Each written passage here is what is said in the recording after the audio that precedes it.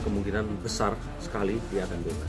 Saya kira mereka sekarang ini pun merasa kalau mereka ini menemukan novum atau bukti yang baru, dan memang itu sebenarnya adalah sebuah prasyarat agar kasus ini bisa dibuka kembali. Dan kalau saya kira di sini bukti ini adalah bukti yang memang belum pernah dihadirkan, tapi karena kemarin itu dukungan netizen ini nggak terlalu kuat, maka sesuatu ini tuh kayak lebih tertutup dari serangan jaksa penuntut umum kepada Jessica yang terus kemudian lebih masif, dan beberapa saksi yang dianggap di sini itu tidak diberikan ruang dan waktu untuk menjelaskan dengan lebih lengkap. Saksi yang dianggap di sini itu tidak diberikan ruang dan waktu untuk menjelaskan dengan lebih lengkap.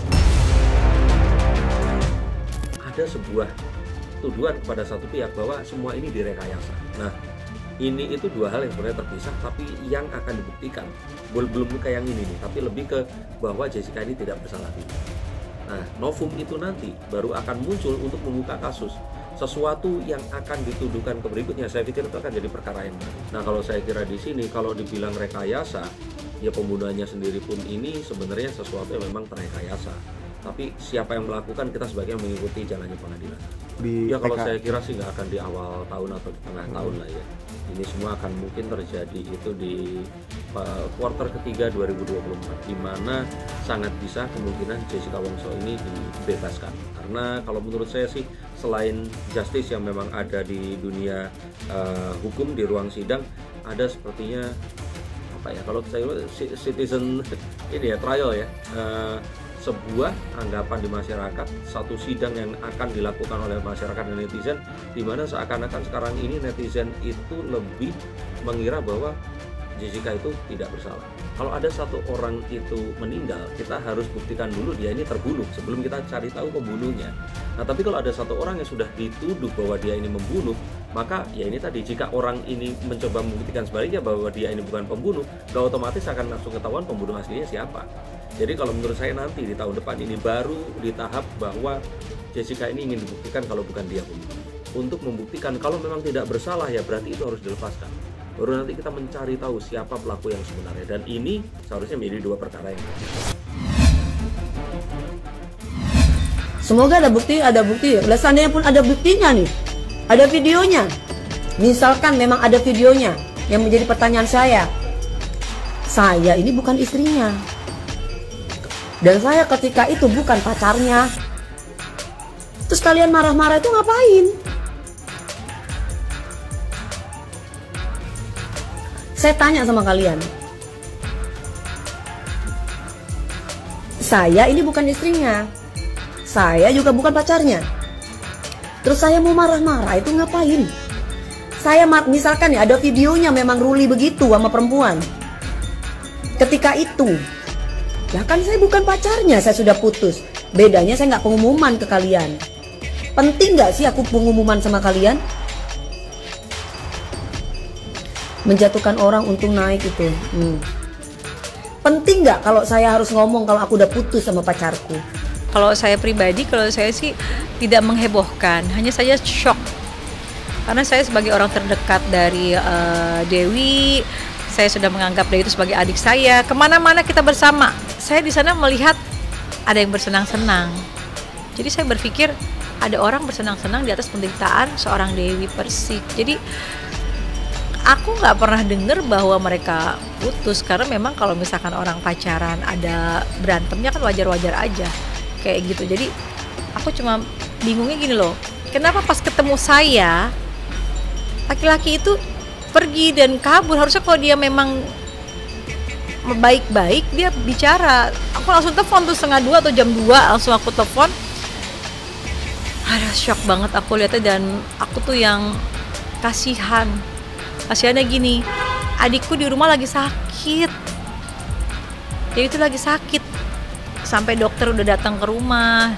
Dewi juga udah berobat ke rumah sakit, dia masih sakit, suaranya nggak ada, suaranya tuh bener-bener parah gitu, badannya panas, dia kayak keringat dingin. Dia lagi berpelukan loh, luar biasa, dipelukan, lagi ajojing kayak gitu kasarannya, lagi disco, lagi pelukan, lagi enak banget. Sedangkan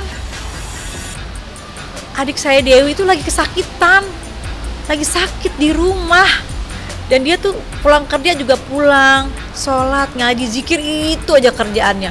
Tadi saya pikir saya mau foto mereka, atau misalkan dia bicara baik-baik sama saya, Kak tolong kenalin Kak, atau Kak saya lagi ada masalah nih sama Dewi, gimana solusinya, kan enak bicara seperti itu kan saya bukan musuh sama dia kan. Tapi alhamdulillah ini mungkin petunjuk dari Allah, petunjuk sholatnya dia, jadi diberikan petunjuk bahwa mungkin ini bukan yang terbaik. Menurut saya kalau laki-laki sudah urusannya perempuan itu tidak baik. Jadi semoga Allah memberikan yang terbaik buat Dewi.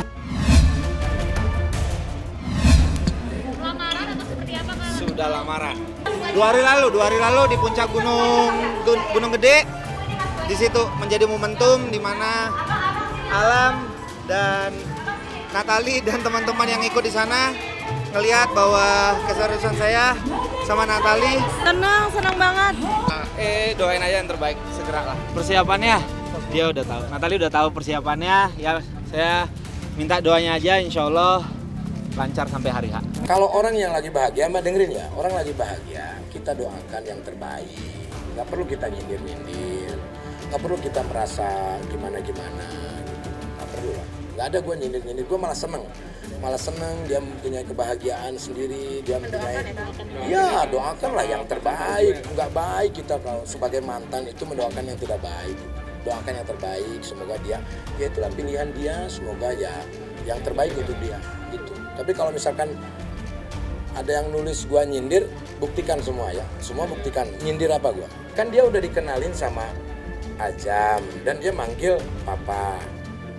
Ya wajar dong, Ajam udah punya papa baru, sebentar lagi dia mau punya papa baru, ya kita doakan yang terbaik lah.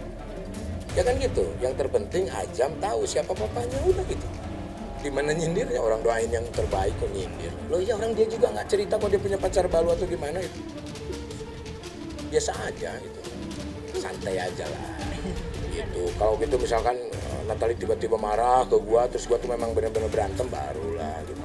Yang gua komunikasi sama Natali itu hubungan antara gua sama Natali itu adalah anak, nggak ada lagi Ajam gimana, perkembangan Ajam gimana, oh Ajam udah pinter, Ajam udah bisa main drum, lihat nih Ajam main drum, udah itu aja, nggak ada urusan sama dia punya pasangan.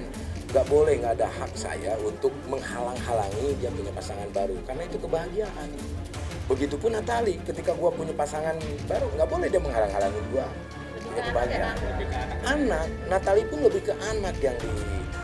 Kalau nanti untuk urusan dia pasangannya gimana, dia urusan mereka, nggak ada gua ngalang-ngalangin. Kalau gua ngalang-ngalangin, gua udah telepon, ngapain lu pacaran sama dia? Kan tinggal gitu. Sok, ini sekarang juga potong-potong. Ngapain lu pacaran sama dia? Potong. Ayo, semua. Iya kan? Gitu. Jadi nggak ada masalah. Gue masih fine-fine aja kok. Ya, doakan aja yang terbaik untuk Natali. Semoga ini benar-benar ibaratnya tambatan hatinya dia. Semoga dia juga bahagia. Kita doakanlah bahagia. Karena Ajam hidup dengan dia gitu loh. Saya menitipkan Ajam sama dia gitu loh. Jangan sampai terjadi hal-hal yang tidak baik.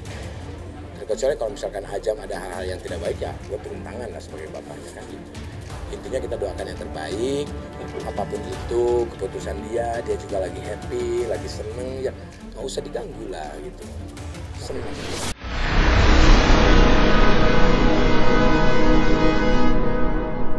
Jadi jangan lupa untuk subscribe Cumi Cumi. Ditekan ya tombol lonceng merahnya.